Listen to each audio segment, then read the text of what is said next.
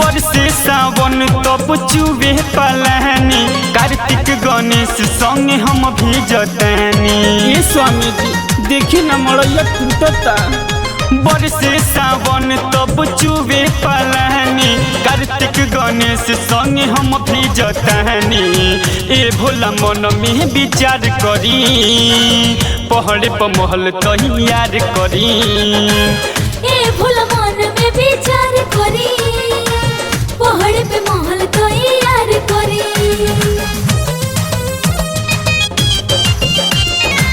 ए भोला मन में विचार करी, पहाड़ पे महल तैयार करी। खाइले भांग रउआ पीले गांजा, काहे के हमरा के देते हैं निसहजा।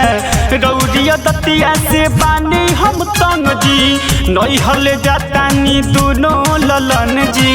नई हले जातानी दोनों ललन भोला जी। खाइले भांग रउआ पीले गांजा, काहे के हमरा के देता है निसहजा।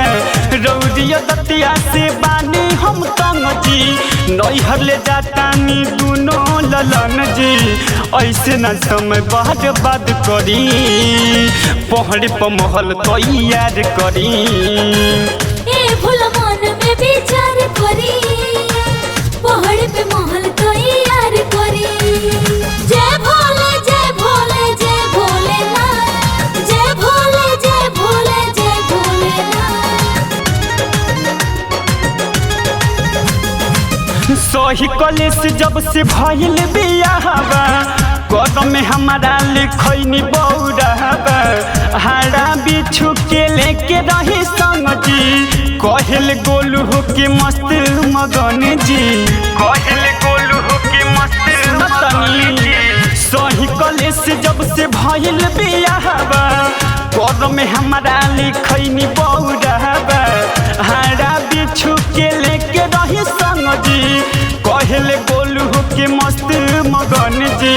निखी बिनय के बेड़ा पार करी, खोखा रमेश के उधे याद करी। ए भोला मन में विचार करी, पहाड़ पे महल तैयार करी। बरसे सावन तब चुबे पलानी, कार्तिक गणेश संगे हम भी जतानी। ए भोला मन में विचार करी, पहाड़ पर महल तैयार करी। ए भोला मन में विचार करी, पहाड़ पे महल तैयार करी। बनवा दिन भोर सावन भी जतानी।